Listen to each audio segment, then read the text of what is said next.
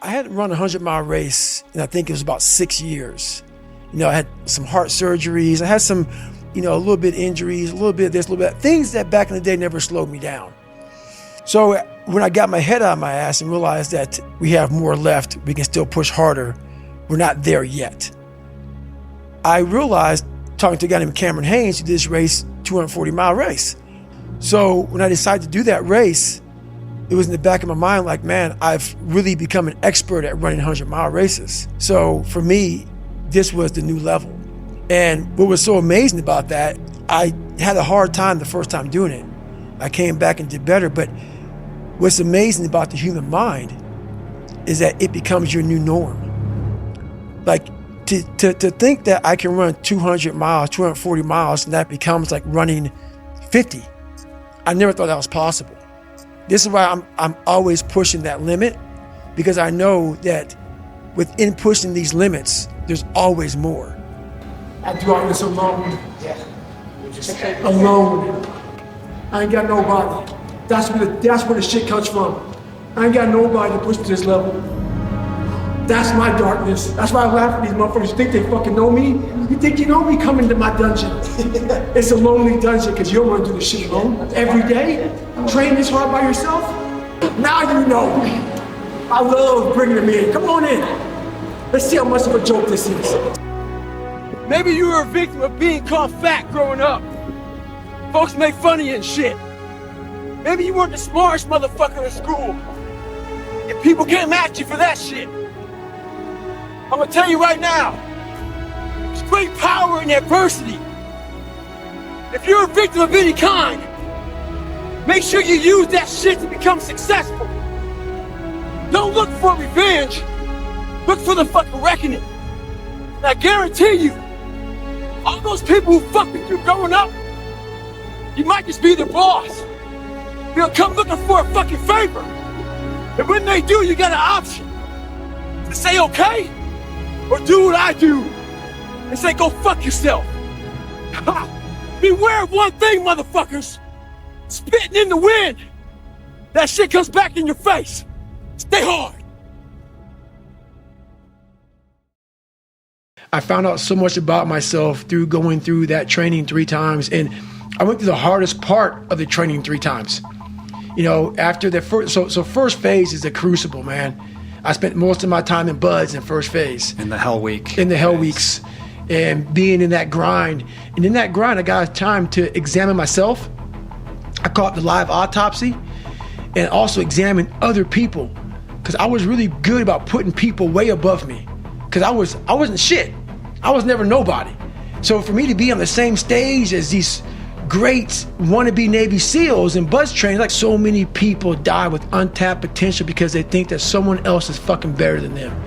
And they were born, not with the greatest tools. You don't need shit. You need the ability to fucking grind your ass into a fine fucking powder.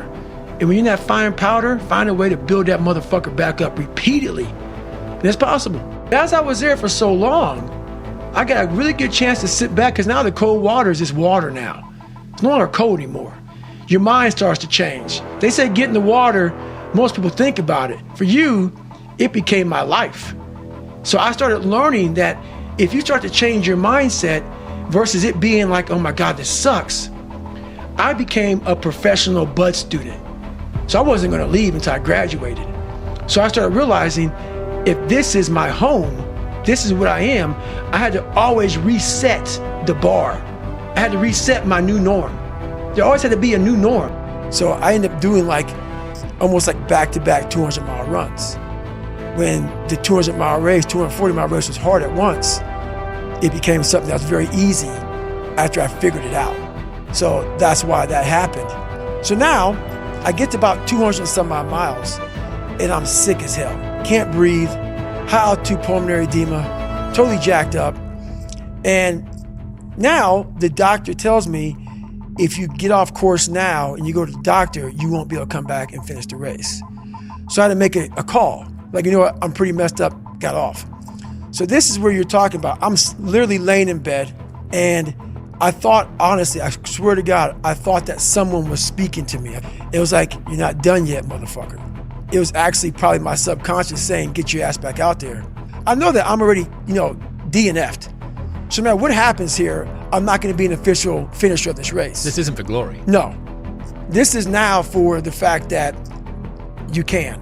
So either you can sit here and not and think about that for a whole year until you come back here and do this, or you can go out there for yourself and take some kind of pride in knowing that you could and you did.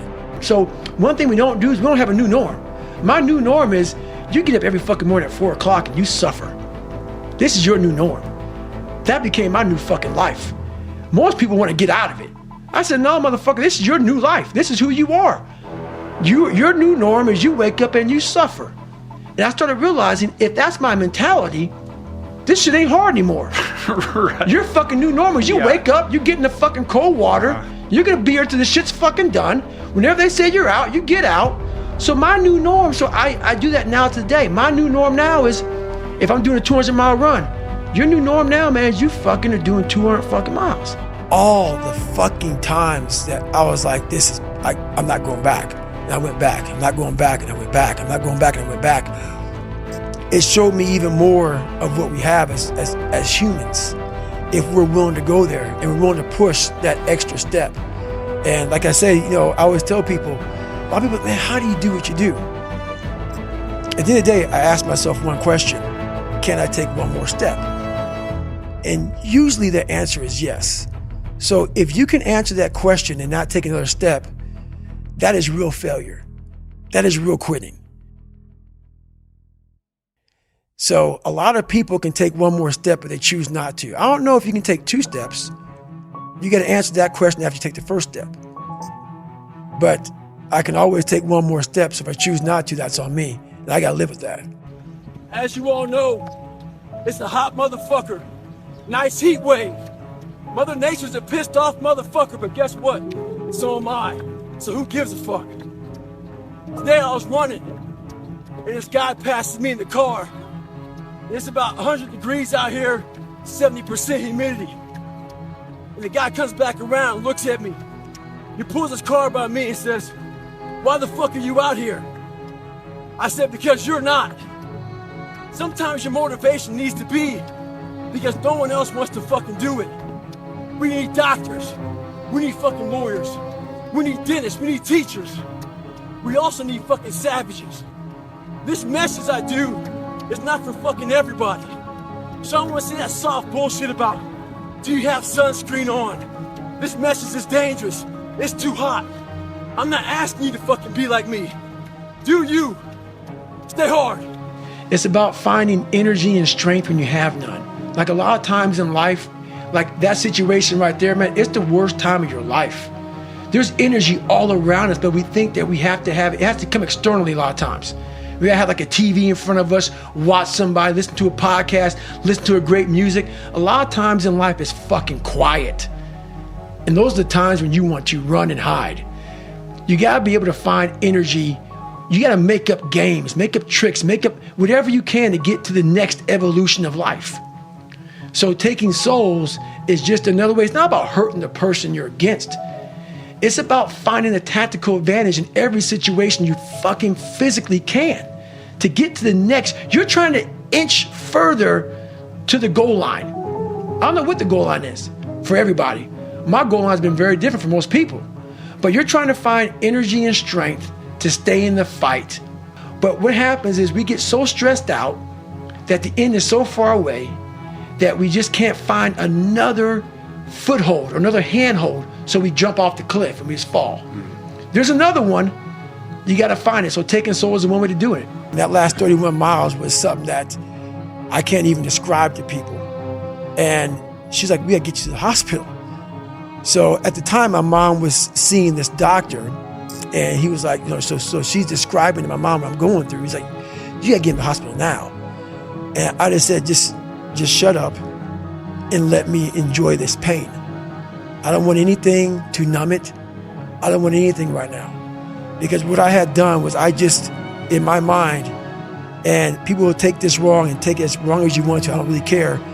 I had just climbed a mental wall that was amazing. And I didn't want anybody to take that pain away from me at that point, because that was all confirmation. I never want to feel it again. But what it did was it showed me what is possible. And that's what set the new stage for me. That's when I realized, oh man, I've really been underachieving my entire life.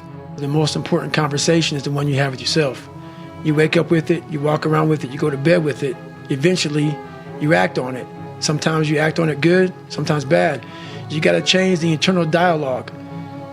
That person in your head that's talking that shit to you, until you change the internal dialogue in your head, until you callous over the victim's mentality that the world is out to get you because of you are the only, you got to change that shit, man. I get that mentality. I once had that mentality that no one understands what the fuck I'm going through. And if you keep that mentality, you're going to stay in the same exact spot that you're in, that no one understands me. There's millions of people. You're never alone.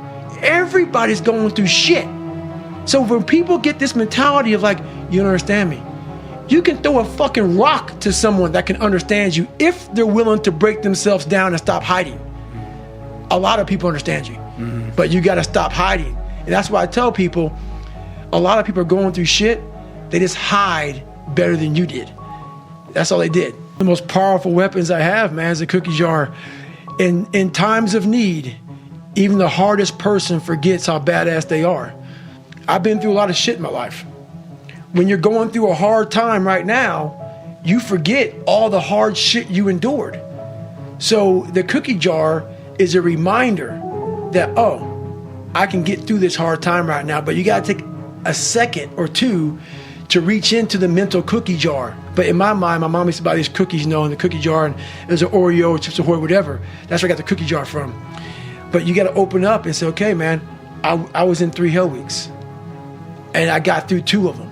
All these things I endured alone, I had to remind myself of the strength and the power that I have, that it's in me. It's just a reminder of how badass you are in hard times, because we just forget that bad time consumes our mind, and we forget who we are. Some people didn't understand when I say I'm training for life. 2020 was the perfect example of that. A lot of people lost jobs, lost businesses, lost family members. A lot of folks spent a lot of time in the hospital on ventilators. That should have caused a lot of demons in your brain. Folks see how much I work out, and they think I'm running from demons.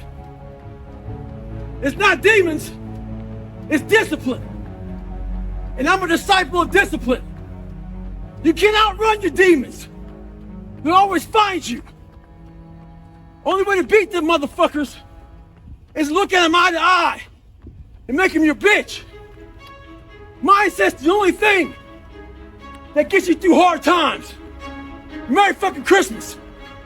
And I always talk about it. I talk about I'm always paying rent in that $7 a month place where I grew up, in that nasty little place I grew up in. I remember it. I remember like it was yesterday, and I'm glad I do. I never want to forget the dungeon of where I come from. Even though it's real spooky and it's scary and there's no lights on in there and there's cobwebs and some creepy motherfuckers in there, some demons, all those motherfuckers in there made me Goggins, made me who I am today. That's where the strength came from. You got to go back to the beginning, to the fundamentals of life. You can't always just stay up here. You got to go back to scratch. Who I am is who I'm proud of. I'm very proud of the hardworking, calloused hands, calloused mind, human being that I literally made this person with a lot of help from above, a lot of guidance from saying you're going to go left and you should go right. That horrible voice that wouldn't let me get away from myself and hide forever. I listened to it. And the only way you can set the example is you have to always be willing to work.